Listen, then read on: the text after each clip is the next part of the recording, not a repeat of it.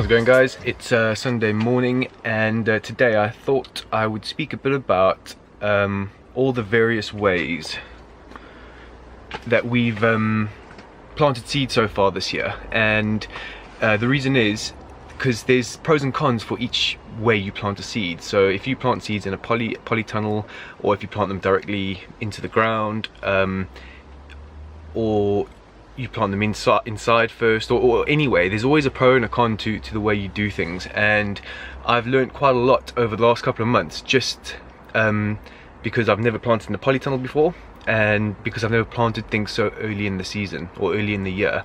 And I thought it would be quite useful just to go over everything and explain what I think the pros and cons of everything have been for me.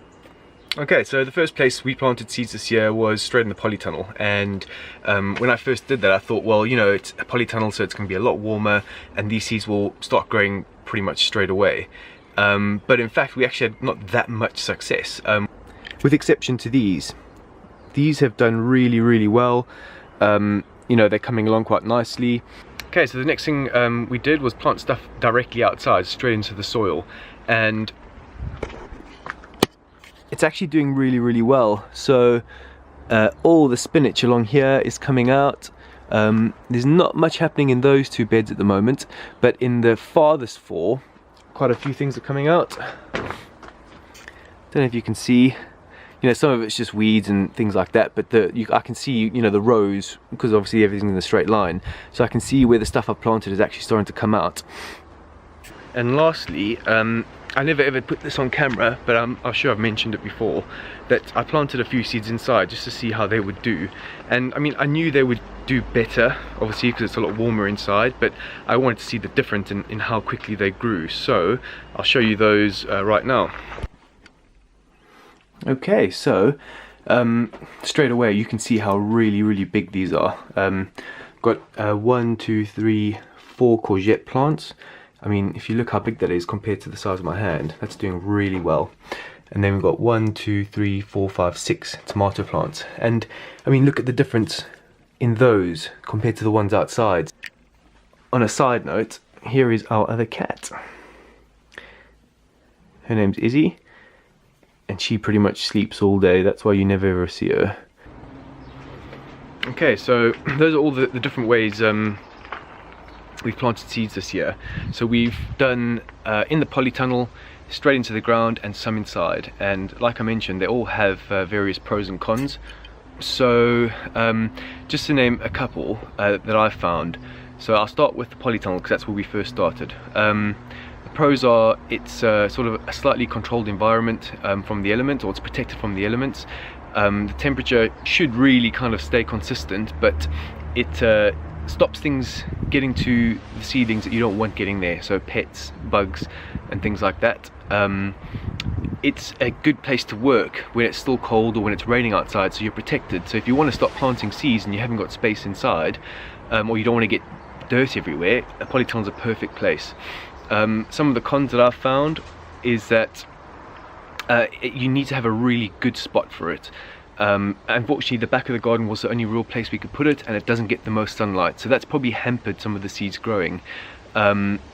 They can be quite expensive, and they take up a lot of space. So if you haven't got a big garden, or you don't really have that much cash to spend on one, then you know it's not going to be an ideal thing to use. So maybe these mini polytunnels would be a bit better. Okay, so in terms of planting things directly outside, some of the pros for that are there's a lot less work involved, so you don't have to plant them in little trays and then transplant them and, you know, risk damaging them when you do that.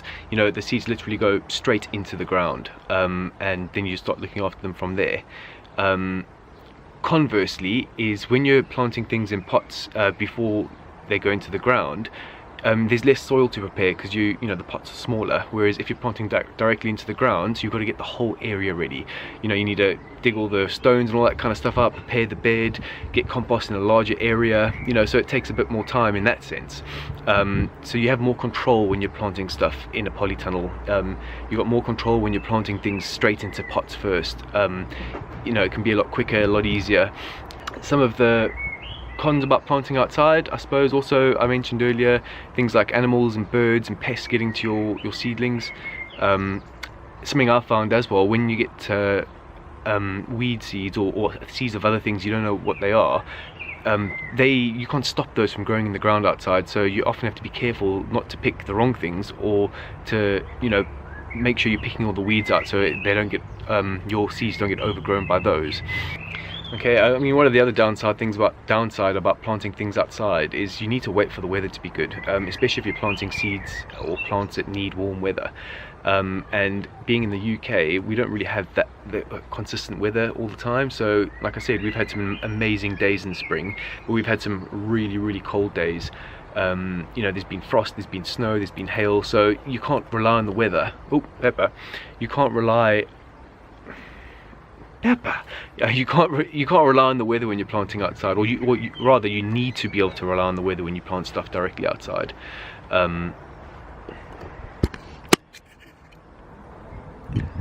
are you doing, Pepper? Hey, hey. Pepper's having fun here.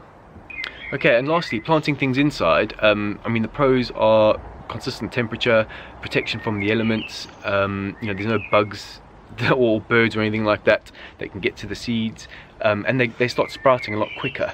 The downside is you actually need a bit of space, so if you haven't got a free windowsill or a spare bedroom, I mean, all those seeds are all planted in our spare room, then, you know, you're going to battle to plant them inside. There'll be no point. You also need to have a sunny spot or a sunny windowsill to plant them in.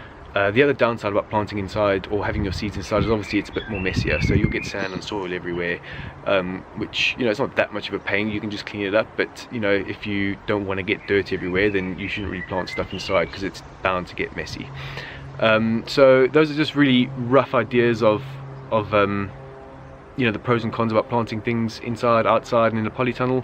Like I said, it's going to vary from place to place and person to person, so, you know, your pros and cons might be slightly different to what mine have been, but I thought I'd just share that with you because everything that I've been doing so far is the basis for improving and getting better every single year. So next year I won't make the same mistakes I've made now, and hopefully it'll be even more successful than it's been so far.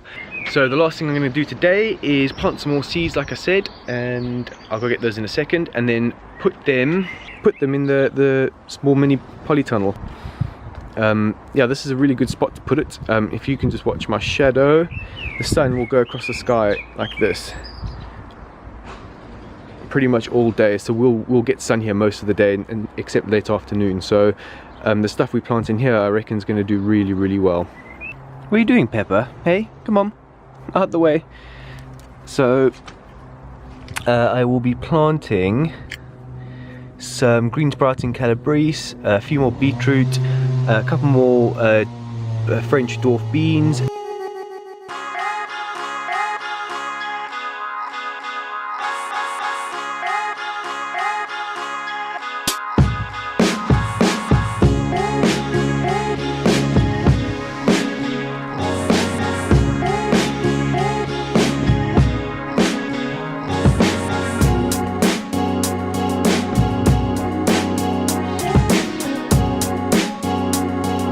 Okay, so there you have it. They're all planted and in there, and you can really see like condensation or evaporation taking place. It's obviously, you know, a lot warmer in there because there's such a small volume of air to heat up.